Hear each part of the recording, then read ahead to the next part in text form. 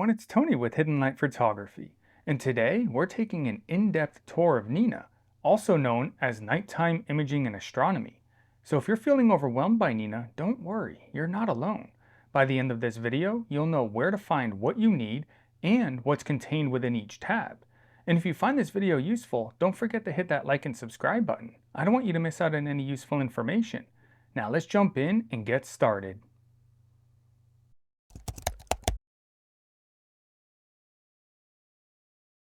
As we progress through the video, there's going to be certain sections where it's worth going more in depth into that particular subject. But in order to keep this video more focused and organized, I'm going to be pointing you towards my tutorials that already exist. And to do that, I'm going to be using my searchable video list. That can be found at hiddenlight-photography.com. Now, on my homepage, if you go to video tutorials, that'll bring you to my searchable video list, and this is what I'm going to be referencing. Now, one thing that I want to bring up is depending on your browser settings, security settings, firewall settings, you could end up getting an error message like this. Now, I'm not going to advise on how to set up your security or firewall, but what I do want to show you is a quick workaround. If you get this error message, that's okay. In the URL, you have the direct link to that video. Simply click so the entire URL is highlighted, hit Control-C, close out of that tab, open up a new tab, paste the URL in, hit enter, and you're brought straight to the video.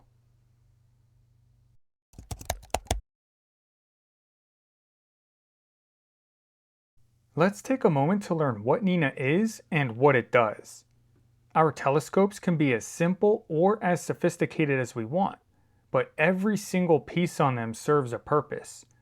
Each one works together to help us achieve the ultimate goal, a beautiful photo of a celestial object. And no matter how you look at it, at the heart of it, it all breaks down to this. As astrophotographers, we stand on a giant spinning rock hurtling through space. And our job? Our job is to take a photo of a moving target that we cannot see. And not only do we have to find that invisible target, we have to follow it, sometimes for hours at a time, locked in, tracking it to the accuracy of less than a human hair. And that's an incredible achievement, no matter how you break it down. And that's exactly what our equipment is here to help us do. But here's the thing, none of it matters if the pieces don't talk. Your guider, your camera, your mount, they all need to interact with each other like a well-oiled machine, because even the slightest hiccup can ruin your imaging session. And that's where Nina comes in. Now, I'll admit, when you first get started with Nina and you open it up and start exploring, it can be a little bit overwhelming. But when you realize the level of orchestration that it takes to achieve such an incredible task, it's easy to understand that the software behind it can have a little bit of complexity. And not only can Nina achieve the task, Nina can automate it. So now that we know what Nina is, let's learn the how.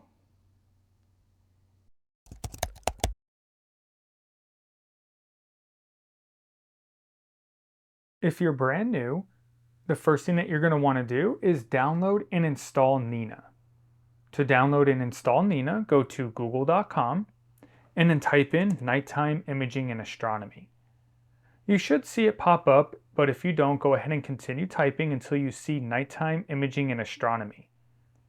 Once you see it pop up, go ahead and click, and then at the top you should see the Nighttime Imaging and Astronomy website. Go ahead and click the link, and that'll land you on the home page for Nina. To download Nina, simply go to Download, and that'll bring you to the download page for Nina. Now, one thing to keep in mind here is that Nina does have a stable version, and then they have what they call a nightly build. What I recommend is sticking with the most recent stable version.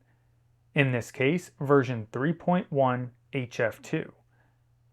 Now, I already have Nina downloaded, so I'm not going to do it again, but what you're going to do is click on download, And then depending on your system, you should see a box at the top right. That's going to be your downloads box, and you'll see Nina downloading.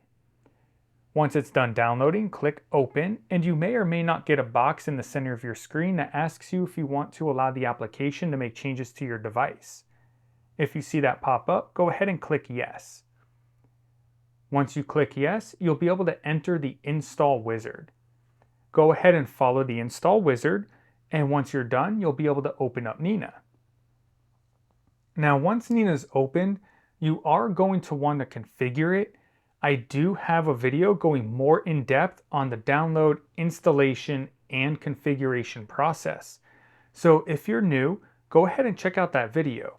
And as always, don't hesitate to ask any questions that you have.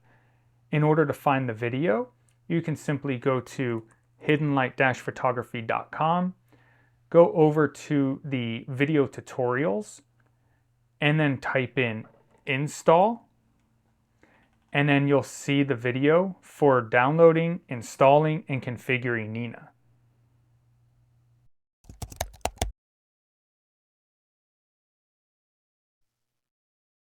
Once you're inside Nina, this is where it can start getting a little bit overwhelming.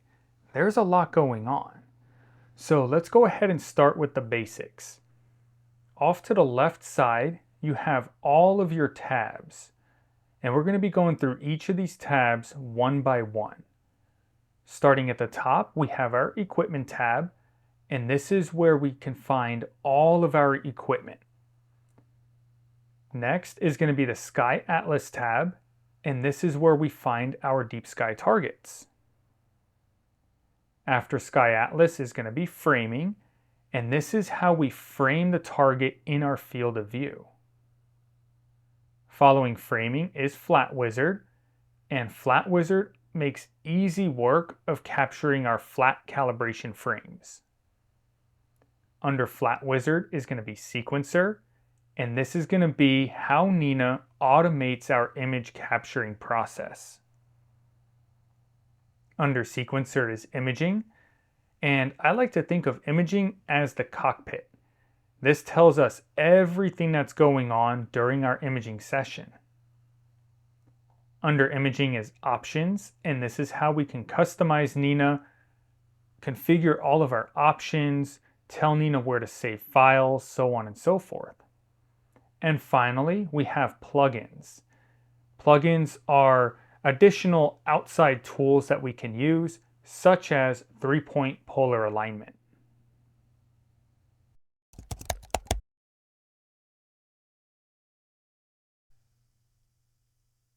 Let's start with the Equipment tab.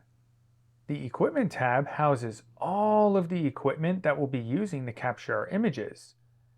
It has our camera, filter wheel, focuser, rotator, mount, guider, and even some less common pieces of equipment such as switch if you have one, ASCOM controlled flat panel, weather services if you have them, dome if you have an observatory, even safety monitor.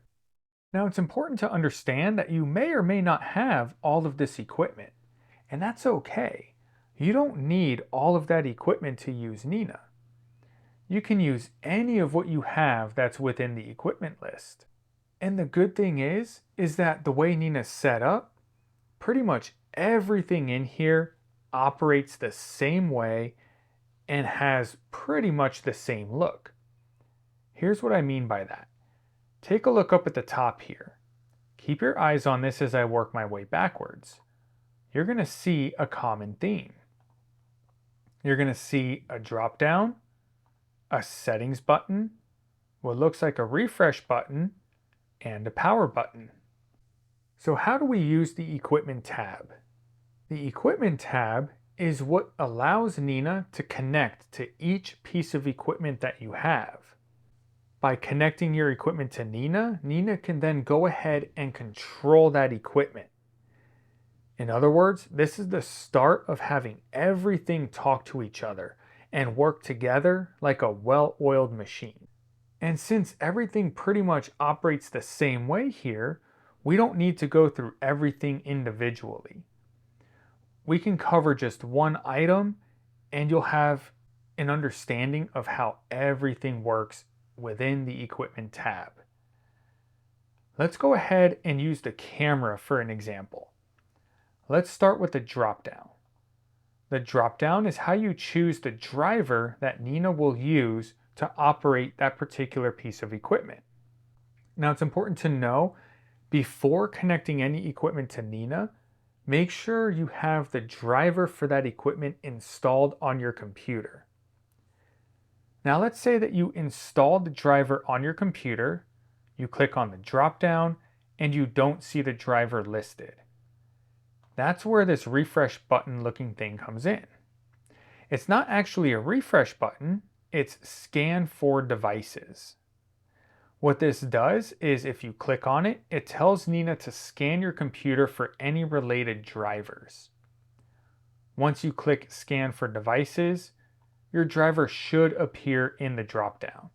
I've never had that fail. I've had it where Nina did not initially see the driver, but once I click scan for devices, the drivers always showed up. Once you have your driver selected, you can then go ahead and connect to the equipment. Now, before we connect to the camera, I do want to show you one thing.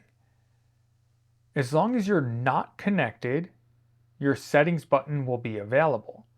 If you click on the settings button, it brings up the driver for that particular piece of equipment. Here, as long as your driver allows you to, you'll be able to make changes and save them. Once you're ready to connect to the equipment, go ahead and click the power button. This will then connect. Now, again, everything pretty much runs on a similar theme. You'll see some information that Nina gathers from the driver. In this case, this is the ASI 2600mm camera, and we'll see sensor size, pixel size, we'll see that it's a monochrome camera, so on and so forth. We also have some level of control over the particular piece of equipment that we're on. For example, with the camera, we can toggle the cooler, we can toggle the warmer, we can even go ahead and set gain and offset. Now, one thing that I do want to point out here, because this can lead to a very easy mistake, for gain and offset, we notice that the driver information shows 100 gain, 50 offset. That does match the settings over here. Let's say that for a particular session, you went ahead and dropped gain to 0. This is okay. This will tell Nina to use 0 gain, 50 offset. Where the mistake can happen is when you disconnect from the camera, the next time you come into it, notice how the driver is set for 0 gain, 0 offset. So make sure to pay attention to that. If you're taking notes, make sure to jot that down, that if you make changes to your gain and offset, it will permanently save to the driver when you disconnect your camera. So what I would always recommend is change it back to what you're used to using. So when you disconnect, and then the next time that you reconnect, the driver has the same thing. Because if you're not paying attention, you will accidentally use the gain and offset that you have set. Now, again, everything is on a similar theme. So under filter wheel, you'll get some driver information. You'll be able to control your filter wheel. So in the drop down, you can choose a filter, change it. For focuser, you'll have driver information. And you can also rack your focuser in and out, set a specific target position. Rotator, same thing. You can go ahead and set a specific angle. Even on mount, we have our directional buttons like what you would normally find on a hand controller. We can park our mount. Let's say that we have a specific right ascension declination coordinate that we want to go to. We can type those coordinates right here and click slew, and the telescope will go to those coordinates. Same thing for altitude and azimuth. So the way Nina has this set up is really easy. Everything follows a similar theme, so once you know one, you can operate the rest, and it is super easy to use once you get the hang of it. Now, just like downloading, installing, and configuring Nina, I do have more in-depth videos that go into connecting specific pieces of equipment into Nina. If we go over to my website and we go to video tutorials, we can go ahead and type in connect, and we'll find connection videos for the filter wheel, the flat panel, autofocuser, rotator, and camera. I also have videos for EQ mod. I have a video configuring EQ mod and connecting it to Nina, as well as a video for Green Swamp Server for configuring Green Swamp Server and connecting that to Nina as well. Now, one other piece that I want to point out, if you're using an electronic autofocuser in Nina, you do need to configure it. And if we go ahead and type in focus, right over here, perfect focus with a click, this is my video on configuring the autofocuser so it works and gets you good focus every single time. Now, one more thing that I want to point out is we'll go back to the camera. Before closing out of Nina, you always want to make sure to close out of your equipment. Always disconnect from the equipment before closing out of Nina. Now, one thing that you'll notice down at the bottom left is this big master power button. What this does is it connects everything all at the same time. Now, this is just personal preference. I don't like connecting everything at the same time. I like to do it one at a time. Think of it as turning on a bunch of light switches at the same time. You're putting a massive load on that circuit. It's not necessarily that. It's more so Nina's trying to communicate with everything all at once. I personally just don't like putting that load on it. I like connecting everything one at a time, nice and easy, making sure that everything connects before moving on to the next item. Again, that's just personal preference, just a little tip that I wanted to throw out there.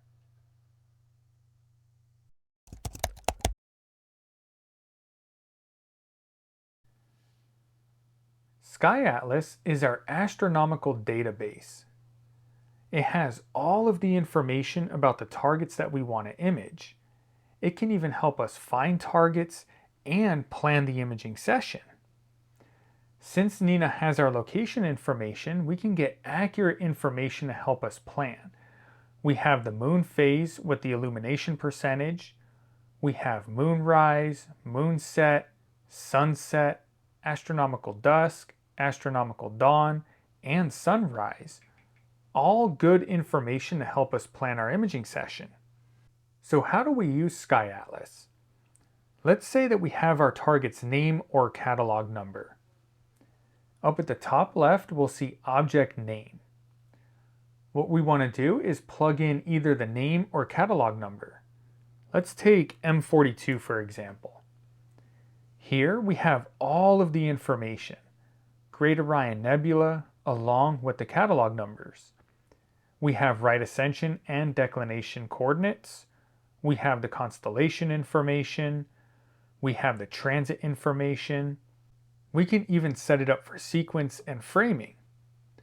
If we click Add Target to Sequence, we can add it to the Legacy sequencer, which is the basic sequencer, or we can add it to the Advanced sequencer. We'll get more into this in a little bit. If we click Set for Framing Assistant, we can set the framing, in other words, how the target is positioned and orientated within our field of view.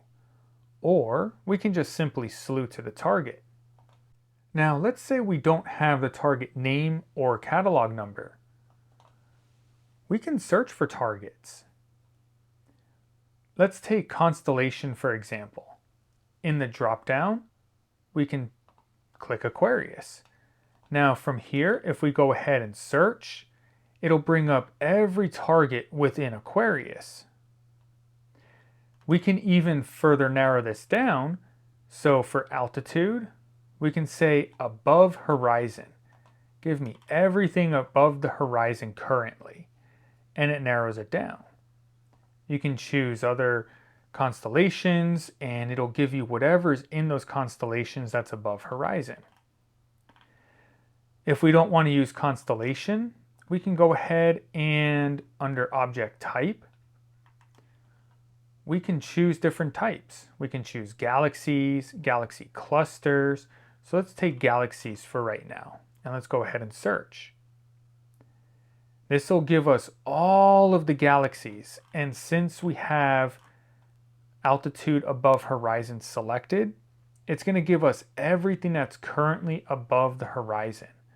We can even further narrow it down from time, through time, visible for, and we can choose the targets based off of this. And again, we have the name, catalog number, right ascension declination information, the constellation information, transit, and we have the same options, adding it to sequence, framing, simply slewing. So if you're ever trying to figure out what you want to image, you can use these filters and pick something at random if you want to.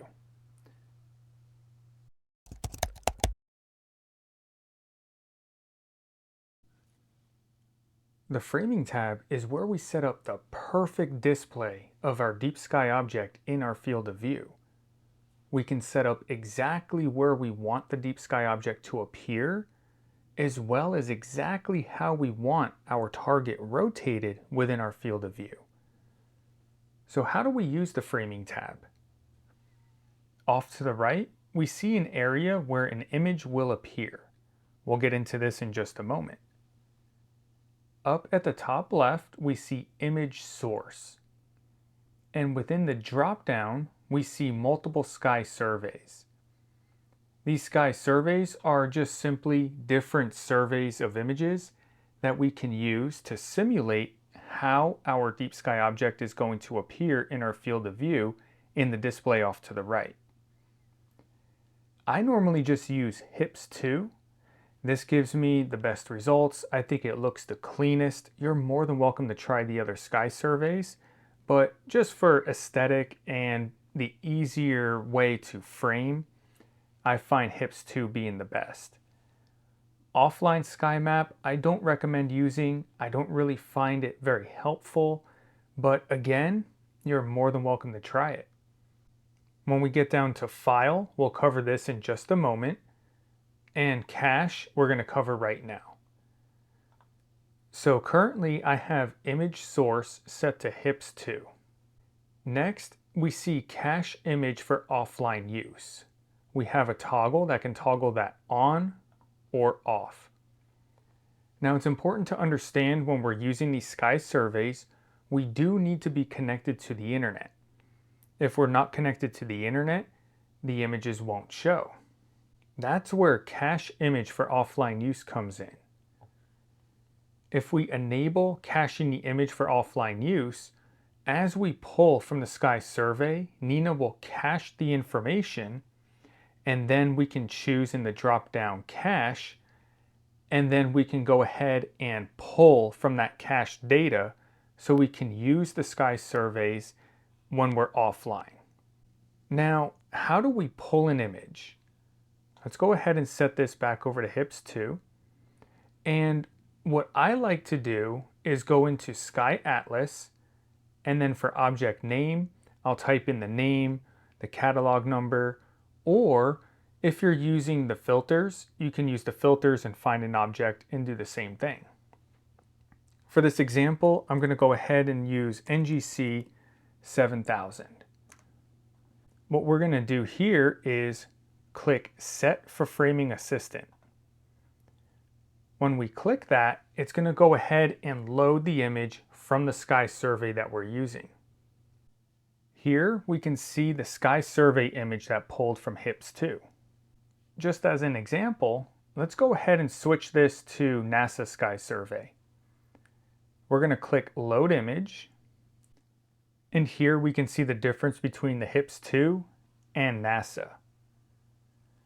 I'm going to go ahead and switch this back over to HIPS2 and load image, and then we'll continue. So now that we have a sky survey that we're using, and we have an example image, what we're going to do is cover the rest of the items that you can do within the framing tab. For coordinates, we see our deep sky object name, or in this case catalog number, as well as coordinates. Now these coordinates are the dead center of the object. If we look down in the preview area at the bottom left, we can also see those coordinates. These coordinates represent the dead center of your field of view. If we click and hold, we can move that box around. Now notice how at the bottom left, those coordinates change as we move the box. What that's telling us is exactly where the dead center of our field of view, or the blue box, is. Now, sometimes the object will be really small. We can actually change how we can view this.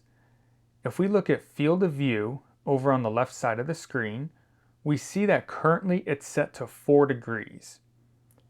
If we lower that number, let's say 2 degrees, and click load image, what we're going to find is that we're zoomed more in. Sometimes this can make it a little bit easier. On the flip side, if we increase the number and reload the image, we'll be more zoomed out. This could help if we're working on an excessively large object and we're trying to build a mosaic.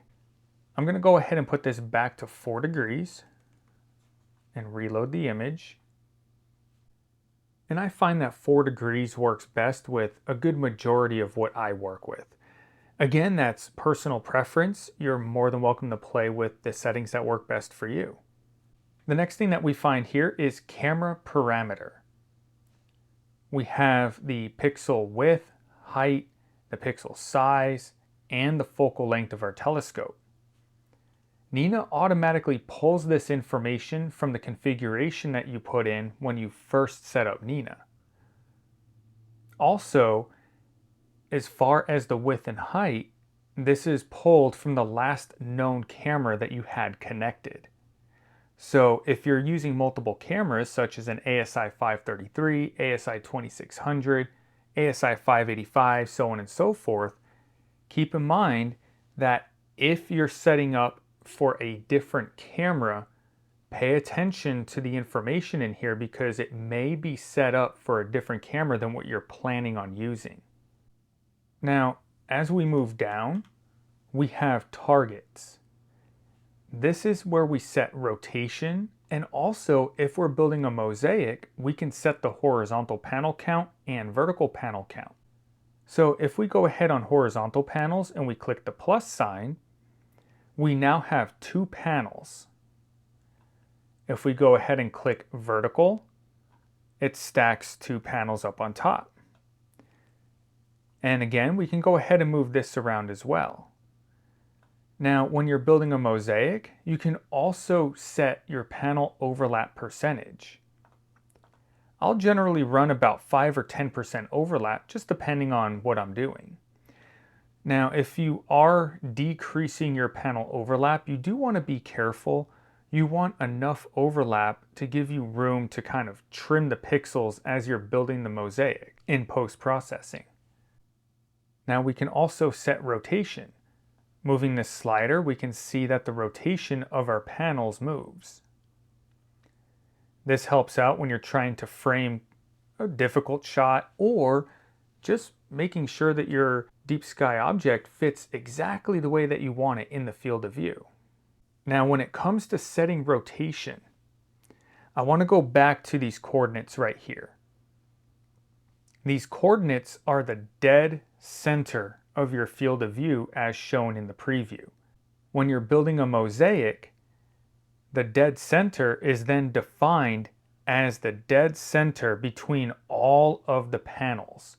So this outer blue box is considered your field of view. So those coordinates are going to be the dead center. When you're setting rotation, it's important to understand this. So if you're taking notes, make sure to jot it down or just take a mental note. We're going to be touching base on this in the sequencer tab section. Nina does not care about rotation that's set unless you specifically tell Nina to care. What I mean by that, if we come down over here, we see slew and center. If we click the drop down, we have slew, center, and rotate.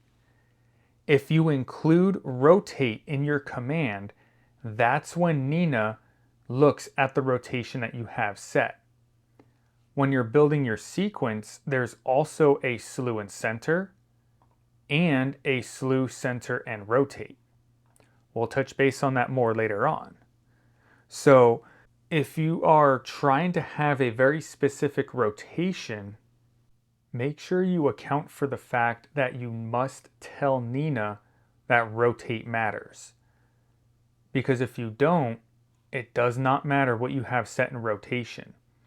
Also, if you're looking for a very specific rotation and you set Nina to account for the rotation, you need to have a way to rotate your camera because Nina's going to use plate solving in order to achieve the rotation that you have set. I'll get more into that in just a moment. There are ways to do rotation though without an electronic rotator. Now, some less used features of the framing tab. We are able to zoom in with the scroll wheel on your mouse. You can use the toggles up at the top over here. You can even set the opacity and make it more or less. So just some less used features, but I want to make sure to cover them in the tour.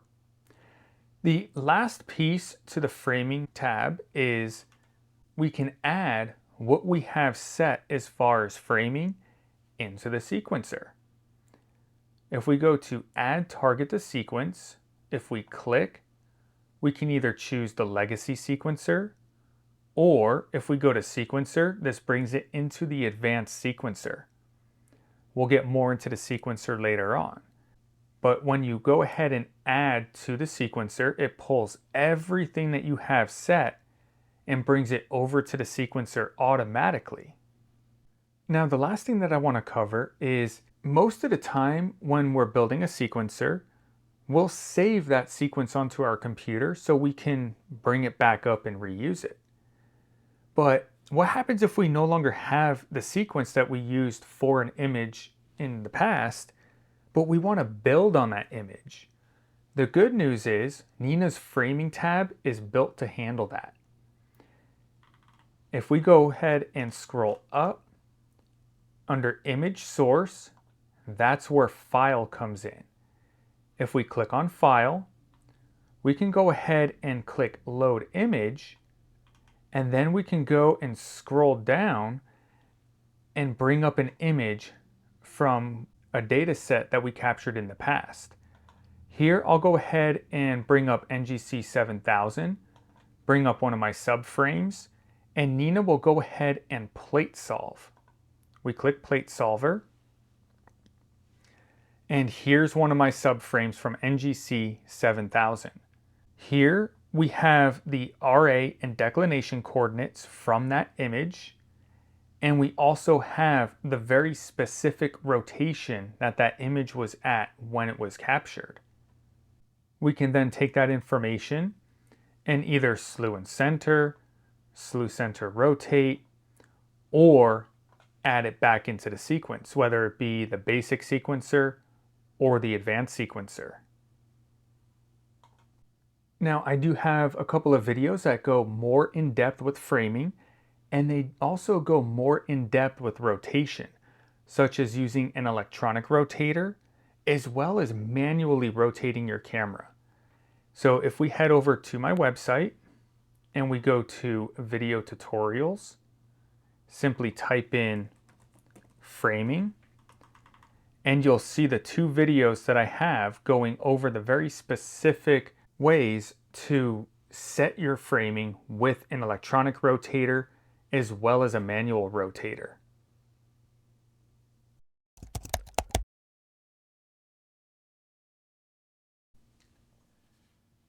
The Flat Wizard tab is Nina's one-stop shop for flat frame capture. It makes extremely easy work of what's normally a very tedious task. Off to the right, we have our preview area, And this is where we'll see the flat frames that we're currently capturing. Now, going over the items on the left, starting at the top, we have flats to take and darks to take. This is where we define to Nina how many of each frame type we want it to take. We do that by adjusting the numbers that we see here off to the right. I generally take about 50 flats and 50 flat darks. As long as you have a number under darks to take, Nina will automatically capture dark frames to perfectly match your flat frames. Next, we have a drop down. And in this drop down, we see east and west. This is where we define which side of the pier we want our telescope to be on. Do we want our telescope on the east side of the pier, or do we want our telescope on the west side of the pier? This comes into play when we click Slew to Zenith. When we click Slew to Zenith, Nina will go ahead and slew our telescope to the defined side of the pier. Once we're on the correct side of the pier, as defined by the drop-down, Nina will point our telescope straight up and down, directly at zenith, and then stop tracking. What this does is it allows us to place our flat panel over our aperture and not have to worry about the telescope tracking too much and causing our flat panel to fall off. The telescope will remain in that position with tracking off indefinitely until we tell it otherwise. Next, we have Wizard Mode. Wizard Mode tells us how we want to capture our flats. We have different options such as dynamic exposure, which is going to have Nina adjust the exposure of the camera while keeping our flat panel brightness consistent in order to achieve our defined ADU. Or we can choose dynamic brightness, which is going to have Nina adjust the brightness of the flat panel while keeping the exposure consistent to achieve the desired ADU. Or we can choose sky flats.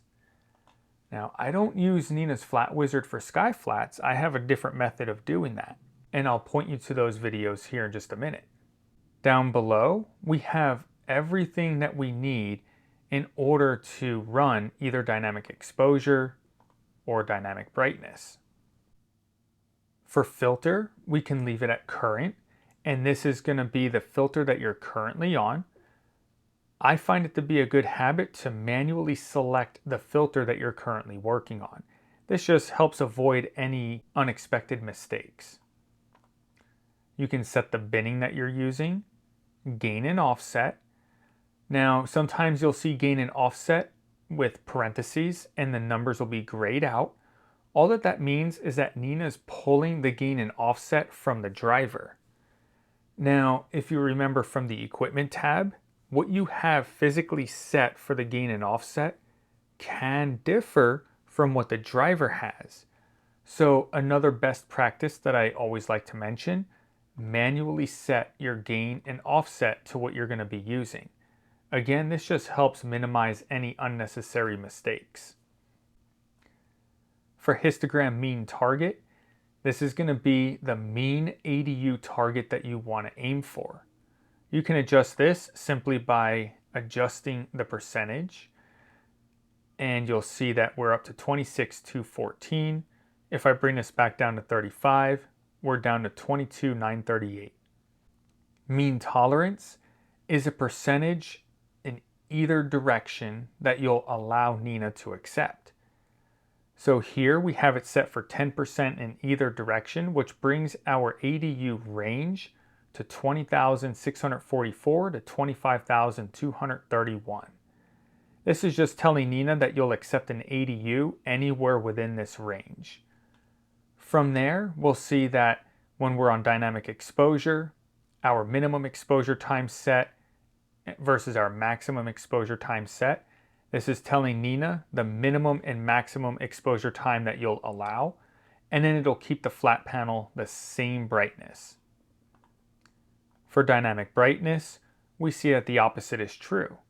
We can set a minimum and maximum flat panel brightness that you'll allow Nina to use, and then the exposure time will remain consistent. Now, I do have videos going more in depth on this process and how to capture flat frames with the Flat Wizard.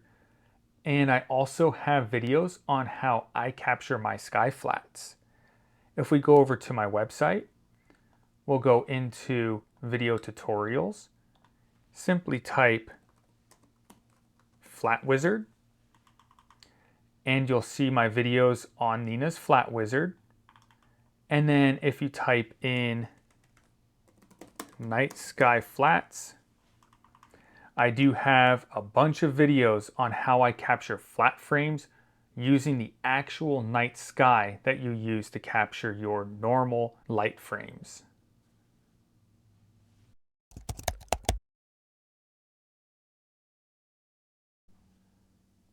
The sequencer tab is where all of the pieces start talking to each other.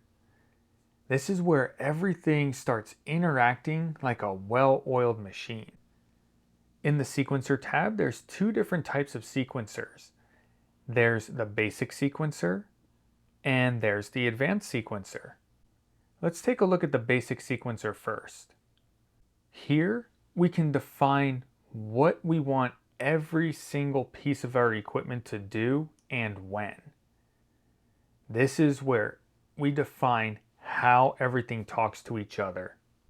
We can have our camera cool down, unpark our mount, flip meridian, warm our camera, park our mount, so on and so forth.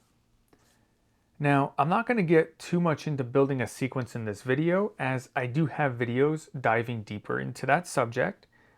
But one thing I want to bring up really quick is when we went over the framing tab, if you remember, I mentioned to jot down a note or take a mental note. If you have a very specific rotation set in framing, Nina doesn't care about rotation until you tell Nina to care. If you remember, we went over the slew and center button, as well as the slew, center, and rotate. And then I mentioned that there's something very similar in the sequencers. If we go into target options, here we see slew to target, center target, and rotate target. If you want Nina to have the sequencer set the exact rotation that you have set in the framing tab, you must select rotate target. Now again, I do have a video going over the basic sequencer and how to set up a sequence. So let's hop out for the time being. Let's take a look at the advanced sequencer. This gets a little bit more scary, but I have a lot of videos going over the advanced sequencer, the templates, the options, building templates. In fact, if I go into the templates here, you'll see all of the templates that I personally use. And I'm going to make these templates as a free download on my website. So make sure to check the download section and you'll see all of my templates here that you can download, play with, customize, just to make it easier. Let's take a quick peek. Let me bring this one out onto the workspace and we'll see that we have our coordinate information, our meridian flip, slew, center, and rotate, so on and so forth. Now again, I have videos going over how to build a sequence here. So I'm not going to spend time going over building sequences in this video, but in the videos that I'm going to point you to here in just a moment, we dive into the advanced sequencer and we take our time building the sequence that you see here, one step at a time. Now, one last thing that I want to go over is there's a couple of ways to bring a target into the sequencer itself. The first way, if we go into Sky Atlas and we choose our target, whether it be through the filters or plugging one in up here, we see Add Target to Sequence.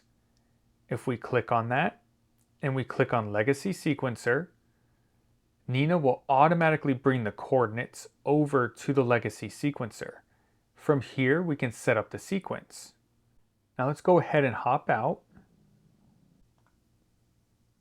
Let's go back to Sky Atlas, add target to sequence. Now let's go to sequencer And let's choose my template, my narrowband target. Here again, we have our target information, coordinates, and then we can set up our sequence. Let's go ahead and exit out of this right here. And let's go over the last way to bring a target into the sequencer. Let's go into the framing tab, and let's say that we have a very specific framing setup. Here we have our coordinates, we have our rotation, and if we go to Add Target to Sequence, and we go to Legacy Sequencer, we can see that our coordinates are automatically brought over from the framing tab along with the rotation. And then the same thing goes for if we go to Add Target to Sequence, Sequencer, My Narrowband Target, our new coordinates and the rotation from the framing tab is automatically brought over. Now, if you want a deeper dive into building sequences, if we go over to my website and we go ahead into the search bar and type in sequence, we'll see all of the videos that I have for building sequences. I have the basic sequencer and I have my videos going over the advanced sequencer as well.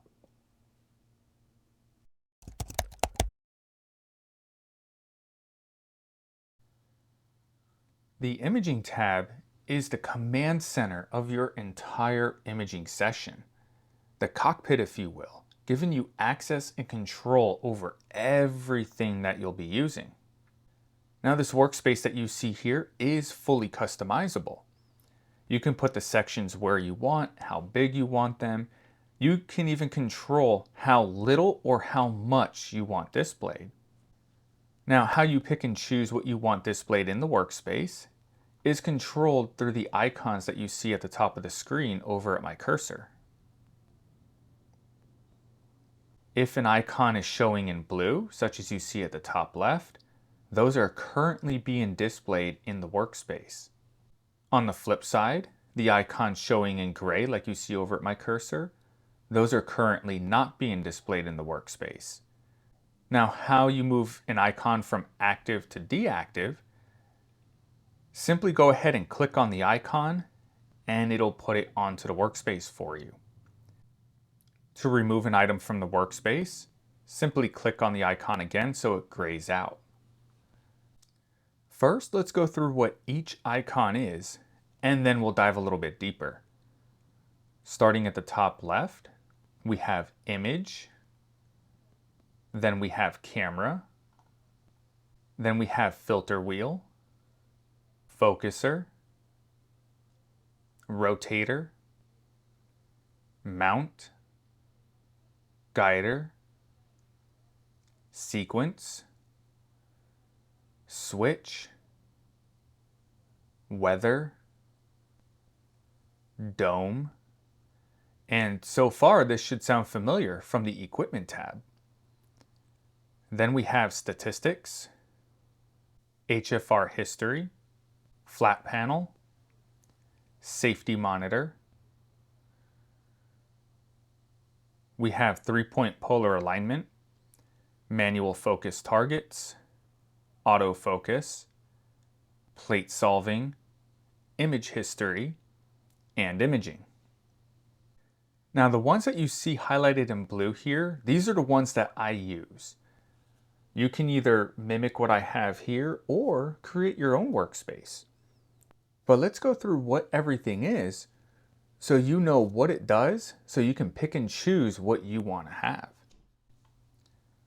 Starting with Image. Image is the section right here, front and center. This section gives you the eyes of your telescope. What your telescope sees is what's displayed right here. Every single exposure that you take is what shows in the image section. Now, you have different zoom options. You can zoom in and out.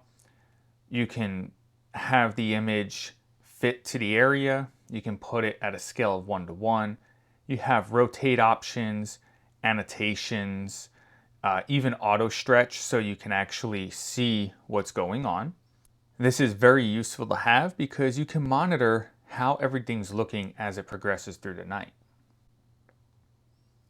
The next icon is camera, and that's going to be at the top left here. The camera section shows you your gain and offset settings, if your cooler is toggled on or off, the cooler power, the sensor temperature. It also gives you the options to set minimum duration for the target temperature for cooling as well as warming. Now I think having this is important because when I have a set temperature that I want the sensor to be at, I can monitor that, but I can also monitor the cooler power. So if I'm getting really, really high up in the percentage, I should probably raise my temperature a bit, because if I get any kind of warm fronts or anything like that, I could max out the cooler power, thus affecting my temperature. Next up, we have filter wheel, and that's going to show you the current active filter, meaning the filter that is currently selected for the filter wheel. From here, I can choose which filter I want and then click change and get the filter changed. Following filter wheel is going to be focuser. Focuser will tell you if it's currently moving. If you have any settle time set, it'll tell you that it's settling. But more importantly, it shows you the current position. Now, the display here, current position, is the current step that the focuser motor is on.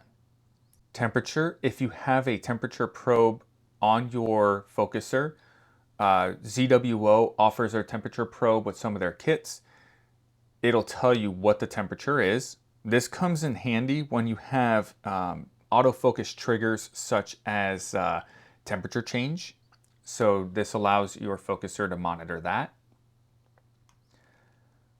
Target position, this is going to be the step that you want the focuser to go to. So for example, let's say that for some reason currently the position shows 12,613 like it shows right here.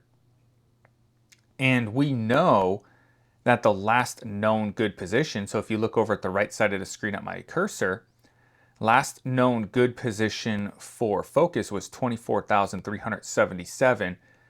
This can kind of get us a little bit close, so we would target position 24,377. We'll put that in there like this.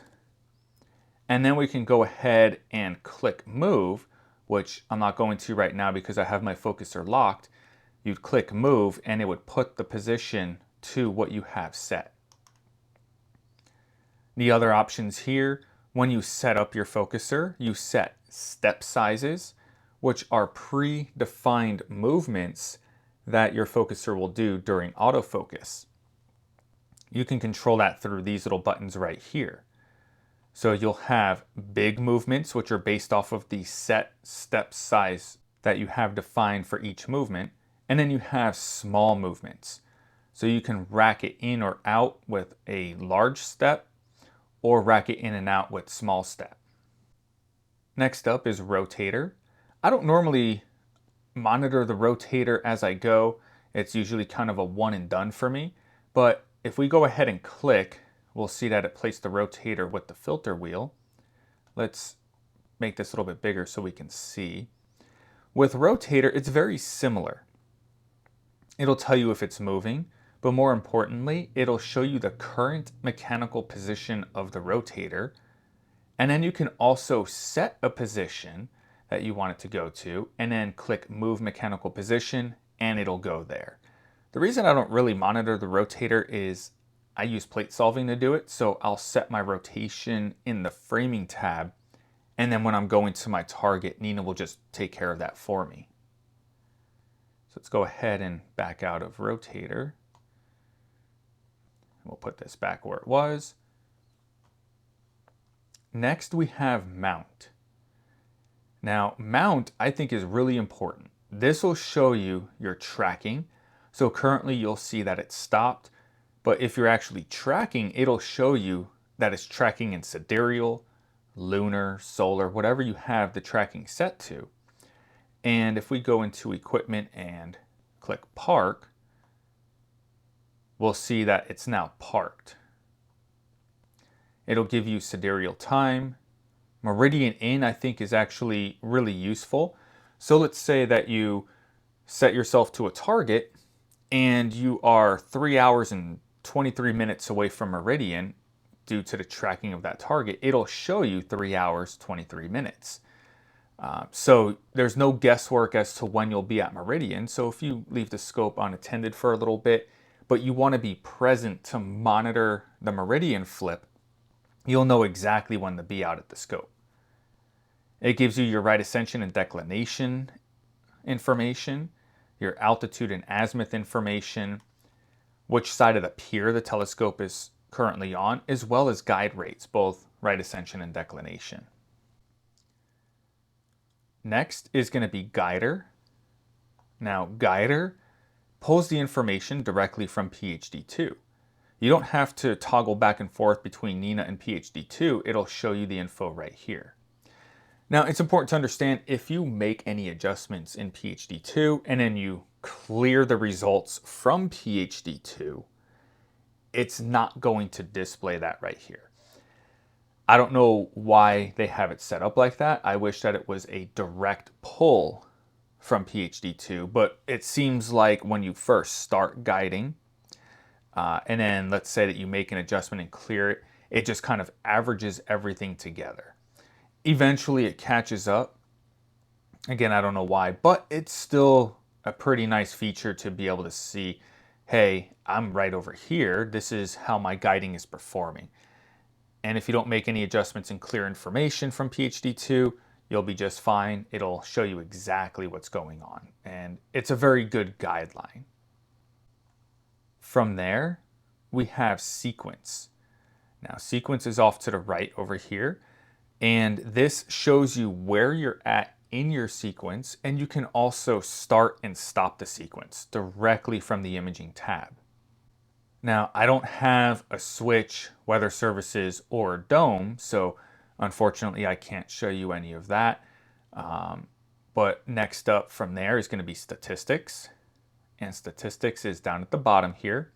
This will show you your histogram as well as other information about the exposures. Now, these other items I don't use within the imaging tab. I don't have them except for the flat panel. I do have a flat panel that I use, but I will only use and control the flat panel through the Flat Wizard tab. Next is going to be 3-point polar alignment. This is a plugin. We'll get to the plugins in a little bit, but this is how I do my polar alignment. And I'll generally have that within the image section. And then I'll run 3-point polar alignment, and then I'll just go ahead and hide it. Now, I don't manual focus targets. I use my autofocuser. So I can't really show you anything there. Speaking of autofocus, that's going to be this right over here on the right. When you set up autofocus, which I pointed to that video earlier in this video, it'll give you the option to start or stop your autofocus. So you have full control of that right here. And also during a sequence, if autofocus triggers, it'll display the results right over here in this section. And you can see all of the past autofocus runs and how they performed. Next up is plate solving. Plate solving is super useful. This comes in handy if you remember in the equipment tab for mount. You're able to enter in specific right ascension declination coordinates, and then you can go ahead and click slew. And this comes in handy. Let's say that the target that you have isn't located in the sky atlas, but you have the coordinates. Throw them in here, click slew. And then once you're done slewing, and if you have any settle time built into the mount, once the settle time is done, the coordinate information will transfer right here. Click play, and it'll plate solve and get you exactly centered on those coordinates. Keep in mind, as you slew to different areas, the pointing accuracy really depends on the mount. Some are very, very accurate, others aren't. And that's okay because that's exactly what plate solving is for. So even if you throw the coordinates in slew and it's not exactly pointing to those coordinates, you can plate solve that and get it dead center. Next up is image history. Image history I have down at the bottom, more towards the right. And what this is it allows you to see all of the captures that you got. As you go through your sequence, if you walk away for a few hours, you can come back and you can go through image history. You can scroll through it. When you click on an image, it displays it right here front and center, so you can look and you can make sure that everything was looking good. Let's say that for some reason the autofocus failed. Generally speaking, it should retry, and if it fails again and you use up the retries that you have set, it should go back to the last known good focus position. Things happen, let's say it didn't, you can catch that early on.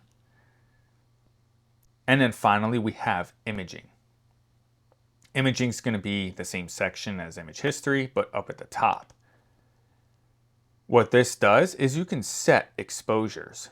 Whatever exposures that you want, you can pull filters that you want, set your binning, your gain, and then you can take single exposures.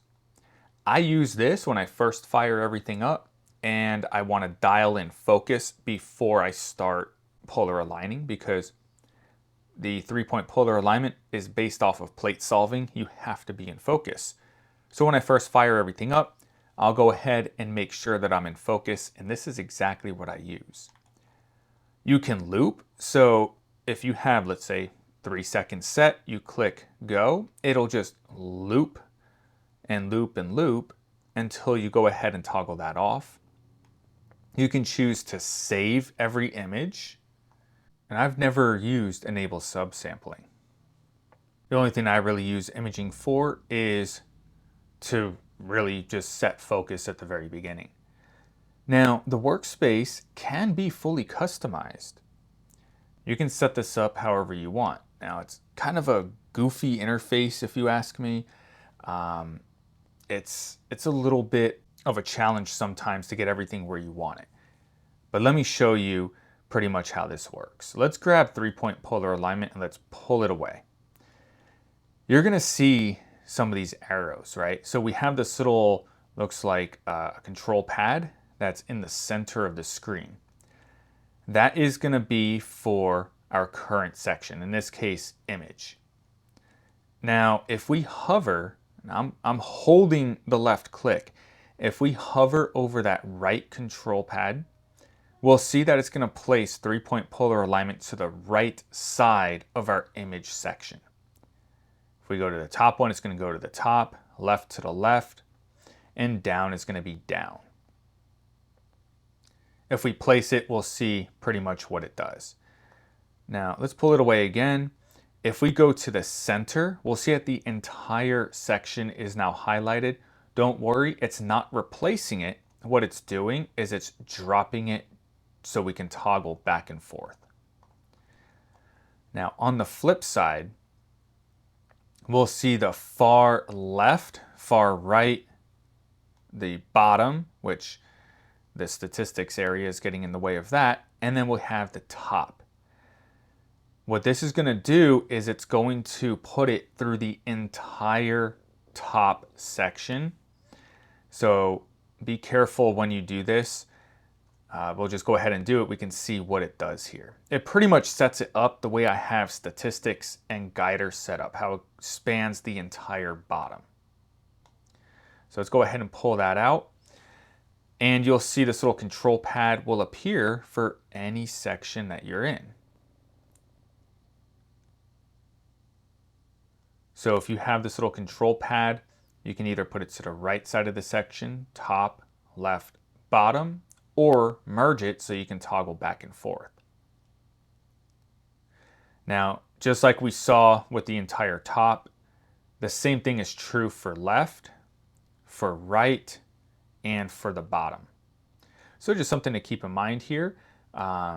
Sometimes it takes a minute. Like I said, it's a little bit of a goofy interface here, but Once you have the hang of it, you can set this up however you want. You can go ahead and change the size of the sections. That works pretty much like normal. So once you choose what you want displayed and how you want it displayed, the imaging tab is your command center.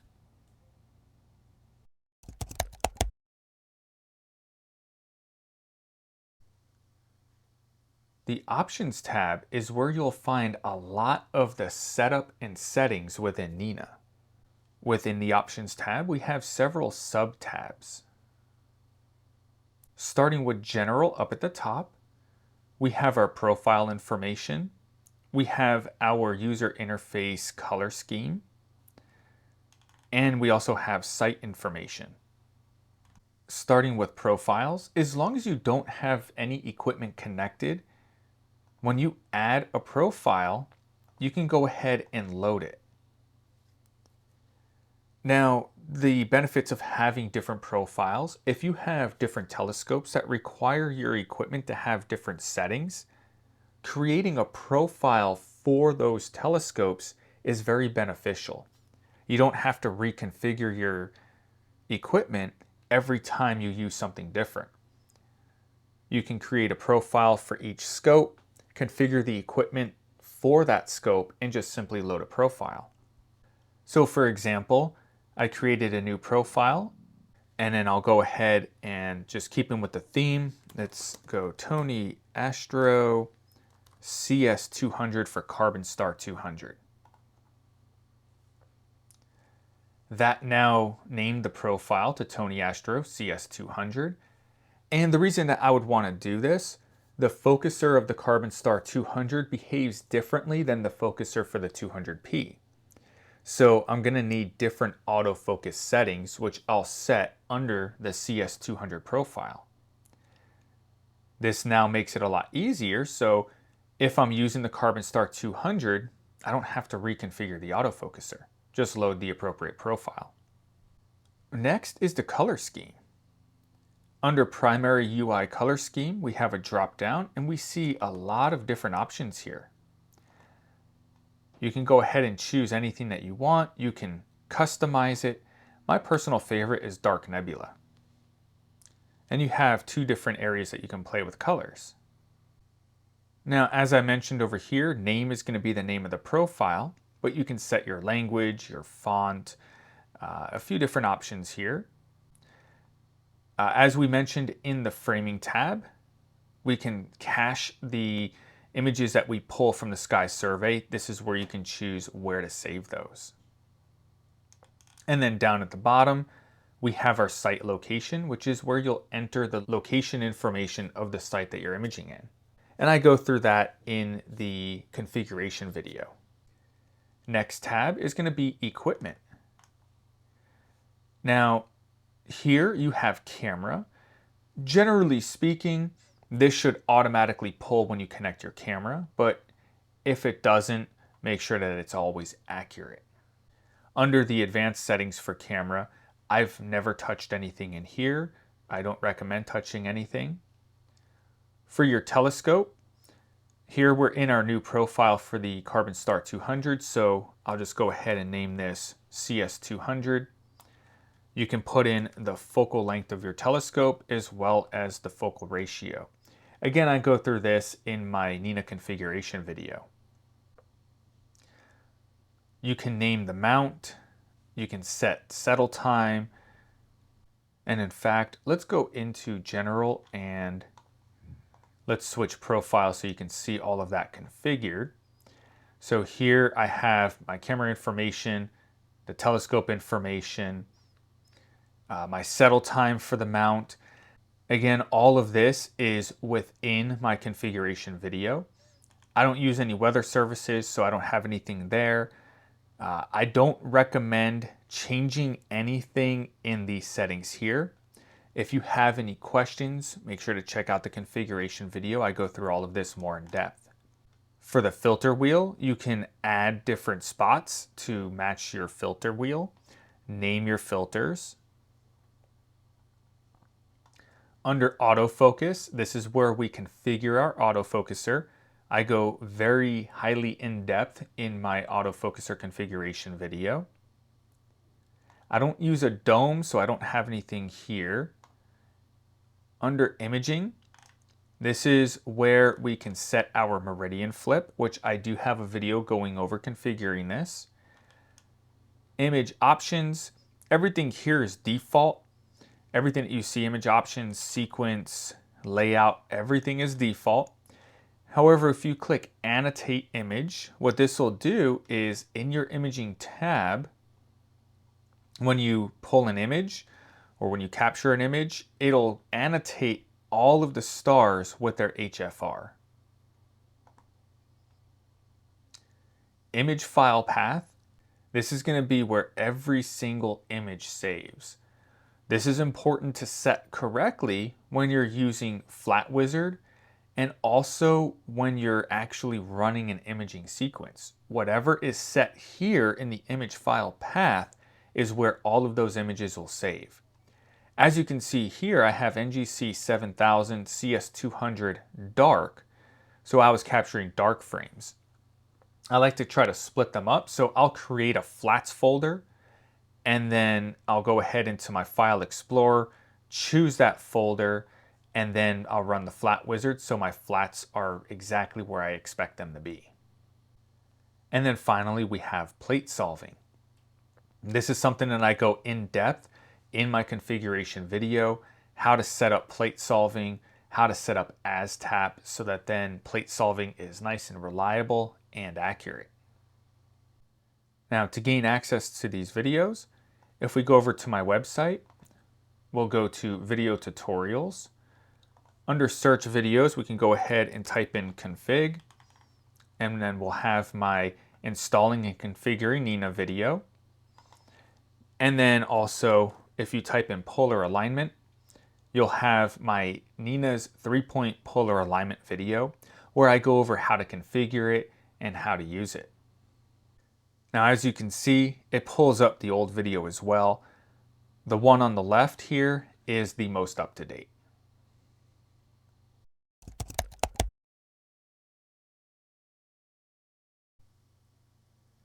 The Plugins tab contains an array of third-party plugins. In other words, extra tools that you can explore and download into Nina to help you with your imaging session. Simply click on each one, read about it, see which one might help you the best, and once you decide to install, you can click the Install button. Off to the right here, we see all of the information about that specific plugin. Once you install a plugin, simply go to the Installed tab, and it'll have the list of plugins that you currently have installed. It'll always contain the latest information about the plugin, and it'll also have update information once updates are available, and if you decide you no longer want it, you can click uninstall. So I hope you found this video useful, and if you did and want to help support the channel, check out that join button and consider joining a Hidden Light Photography membership. There's lots of perks in it for you, and your support helps me bring you more content. Another way you can help support the channel is checking out my High Point Scientific affiliate link if you're in the market for some new gear. It doesn't cost you anything extra, and the support helps me keep the channel growing. Also, do me a favor. That channel icon that popped up, hit that channel icon and subscribe. I don't want you to miss out on any useful information. Drop a comment in the comment section. Did you find this video useful? Are there any deep dive videos you'd like to see? And then, check out that next video. Until the next time, clear skies.